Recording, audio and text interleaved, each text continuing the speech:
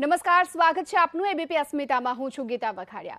ઉત્તરાયણની ઉજવણી પર રોક લગાવવાની માંગ સાથે હાઈકોર્ટમાં જાહેર હિતની અરજી થઈ છે। કોરોના મહામારીની વચ્ચે ઉત્તરાયણની ઉજવણી પર રોક લગાવવા માટેની અરજીમાં માંગ કરવામાં આવી છે।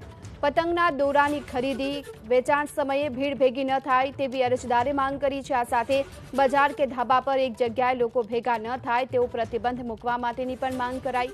સરકાર જરૂરી માર્ગદર્શિકા જારી કરે તેવી પણ અરજદારે માંગ કરી છે। જો કે હાઈકોર્ટે રાજ્ય સરકારને વલણ સ્પષ્ટ કરવા માટેનો હુકમ કર્યો છે। શુક્રવાર સુધીમાં ખુલાસો કરવા માટે રાજ્ય સરકારને આ હુકમ કરવામાં આવ્યો છે। અંગે વધુ વિગતો મેળવીએ સંવાદદાતા તેજસ મહેતા આપણી સાથે જોડાઈ ચૂક્યા છે। તેજસ, હાઈકોર્ટમાં જે અરજી થઈ છે ઉત્તરાયણની ઉજવણી પર રોક લગાવવા માટેની, હાઈકોર્ટ તરફથી શું કહેવામાં આવી રહ્યું છે? જી, ખાસ કરીને હાઈકોર્ટે આ બાબતે વલણ સ્પષ્ટ કરવા કહ્યું છે રાજ્ય સરકારને।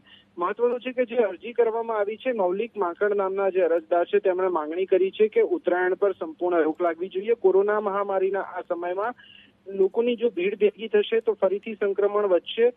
તહેવારો દરમિયાન જ્યારે લોકોની ભીડ વધે છે ત્યારે સંક્રમણ ફેલાય છે, તે પ્રકારની રજૂઆત આ અરજીની અંદર કરવામાં આવી છે।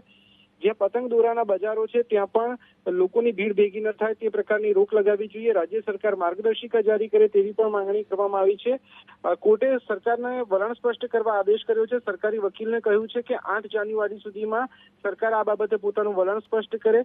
મહત્વનું છે કે નીતિન પટેલ ગઈકાલે જે નિવેદન આપી ચૂક્યા છે કે 50થી વધુ લોકોને ભેગા થવા પર મંજૂરી નહીં આપવામાં આવે, ત્યારે આખો મામલો હવે ન્યાયાધીન બન્યો છે। કોર્ટ 8મી જાન્યુઆરીએ શું વલણ અપનાવે છે અને શું નિર્દેશો જારી કરે છે તે ઘણું મહત્વનું બની શકે છે। જી, આભાર આપનો આ સમગ્ર માહિતી બદલ। તો હવે આગામી સમયમાં ઉત્તરાયણની ઉજવણી પર જે અરજી કરવામાં આવી છે તે પ્રતિબંધ લગાવતી જે માંગ કરવામાં આવી છે કે ઉજવણી ન કરાવવામાં આવે, અને કારણ કે કોરોનાનું સંક્રમણ થઈ રહ્યું છે ને એવામાં હવે હાઈકોર્ટે સરકારને કહ્યું છે આ અંગે વલણ સ્પષ્ટ કરે।